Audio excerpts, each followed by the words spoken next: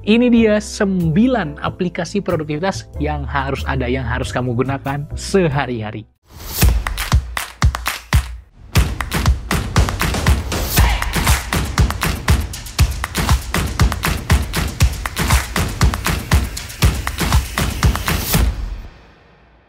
Halo, balik lagi di Pembelajar Produktif bareng gue Umar yang bahas tentang pengembangan diri dan produktivitas. Jangan lupa untuk ikuti juga konten-konten seru lainnya di Instagram, TikTok, dan podcast di Spotify.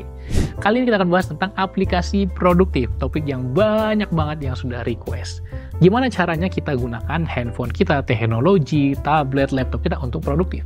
Tentu banyak sekali caranya kita menggunakannya untuk bekerja. Tapi ada loh aplikasi-aplikasi khusus produktivitas yang bisa membantu kita menyelesaikan kerjaan dengan lebih baik, mengelola waktu kita, menjadi tempat kita mencatat. Nah, apa saja kita akan bahas di video kali ini. Pastikan kamu ikuti sampai akhir supaya kamu tahu 9-9-nya apa saja. Kali ini aku tidak membahas aplikasinya doang, tapi justru kategori aplikasinya, jenis aplikasinya. Aplikasinya bisa banyak, bahkan mungkin aku menyebutkan lebih dari 9. Yang pertama adalah aplikasi to-do list. Nah, kamu mungkin sudah pernah membuat to-do list, daftar tugas. Apa aja daftar tugas kamu hari ini? Apa yang mau kamu kerjakan, selesaikan? Kan udah punya kan to-do listnya? Nah, tapi kalau kita pakai aplikasi to-do list, kita akan lebih dimudahkan. Apalagi kalau ada fitur-fitur yang akan sangat membantu kita. Misalnya fitur deadline, fitur subtugas, fitur reminder, dan banyak lagi fitur-fitur keren canggih lainnya. Apa aja aplikasi-aplikasi to-do list? Bisa pakai Microsoft To Do, bisa pakai Todoist, bisa pakai TickTick, bisa pakai Google Task, dan banyak lagi. Yang mana yang jadi favoritku? Favoritku adalah Todoist. Kenapa? Karena kita akan dimudahkan ketika kita mengetikkan tugas kita, langsung nanti mengaktifkan NLP, Natural Language Processing, untuk mengidentifikasi kata-kata kunci yang kita tuliskan untuk ini langsung di-reminderkan kapan. Misalnya sore ini, besok, jam berapa. Jadi ada fitur otomatis itu yang aku sangat suka, dan widgetnya juga enak banget digunakan di handphone. Yang kedua adalah kalender dan scheduling. Aplikasi yang membuat kita punya manajemen waktu yang jelas. Hari ini ngapain? Kerjaannya apa aja? Jam sekian ada di mana, ngerjain apa? Semuanya itu terdaftar dengan sangat baik. Apa aplikasi yang kita bisa gunakan? Yang paling populer tentu saja Google Calendar. Kemudian ada juga Apple Calendar, Outlook, dan banyak lagi kalender-kalender lainnya. Favoritku adalah Business Calendar 2. Itu memang tidak ada di laptop, hanya di handphone saja, tapi UI-nya sangat-sangat bagus menurutku. Namun memang untuk yang pro, harganya kalau nggak salah 120.000, jadi berbayar, tapi itu udah lifetime. Jadi aku bayar untuk beli isi aplikasi itu, dan sampai sekarang aku gunakan, manfaatnya luar biasa. Tapi kalau kamu mau mulailah dengan Google Calendar saja dulu. Yang ketiga adalah aplikasi untuk project management ya. Manajemen project ini akan sangat dimudahkan kalau kita punya flow yang jelas. Ada workflow-nya. Simpelnya kita punya project management seperti papan Kanban. Gimana papan Kanban? Seperti ini, ada to do, ada doing, ada done. Jadi ada apa saja yang perlu kita lakukan, yang sedang dilakukan, dan yang sudah selesai. Dan kita nanti akan menggeser kartu-kartu di papan Kanban itu. Ini akan berguna untuk manajemen project secara pribadi atau di tim juga. Ada banyak aplikasi-aplikasi yang bisa kamu gunakan, seperti Trello, ada Monday, ada Asana, ada Jira. Tapi favoritku mana?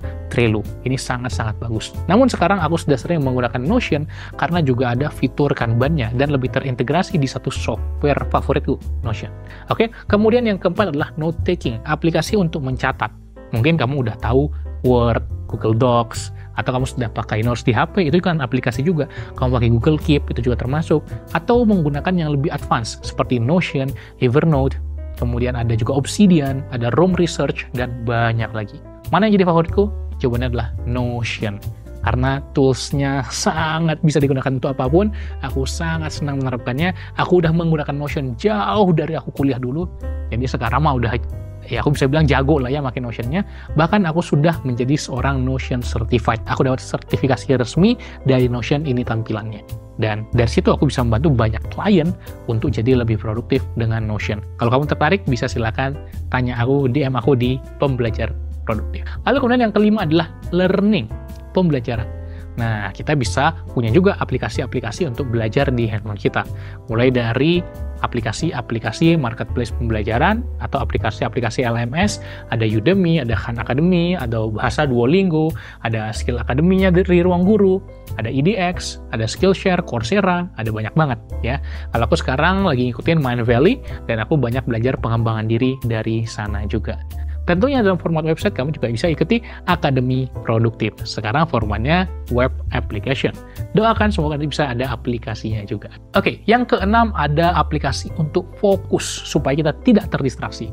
Ini adalah aplikasi yang bisa ngeblokir si handphone kita kalau kita lagi mau fokus, nge-track penggunaan sosial media kita, aplikasi kita. Jadi ada aplikasi tracker, aplikasi blocker, ya salah satu yang aku gunakan Your Hour, tapi ada juga aplikasi yang membuat kita menggunakan sistem Pomodoro. Jadi kerja 25 menit, istirahat 5 menit.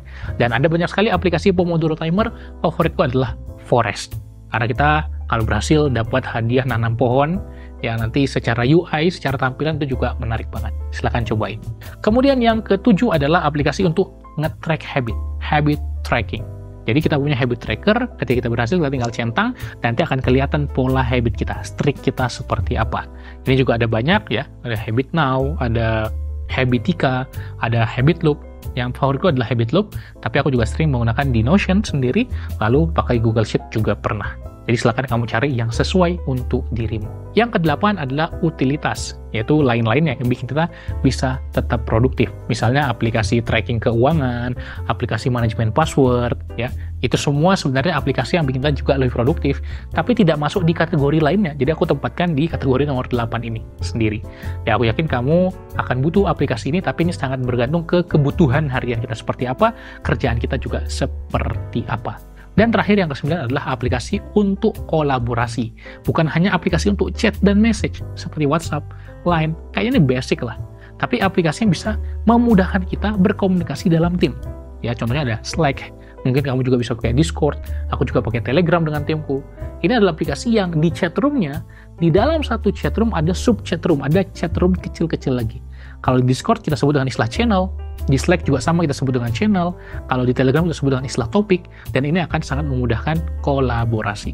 Selain itu, untuk kolaborasi kita bisa juga pakai software seperti Jira, Whiteboard, untuk kita brainstorming bareng-bareng. Atau mungkin kalau kamu menggunakan ekosistem Google, kamu terbiasa dengan ketika Google Meet ada board-nya, disebut sebagai Google Jamboard. Jadi ketika kita mau berkolaborasi dengan orang lain, ada banyak sekali aplikasi-aplikasi yang membantu. Nah, itu dia ada 9 aplikasi atau kategori aplikasi yang membuat kamu lebih produktif. Dari semua yang aku sebutkan, kamu sudah pakai yang mana saja? Atau mana yang mau kamu coba? Silahkan tuliskan di komentar. Jangan lupa subscribe channel Pembelajar Produktif dan sampai jumpa di video-video lainnya. Aku Umar, terima kasih. Salam pembelajar.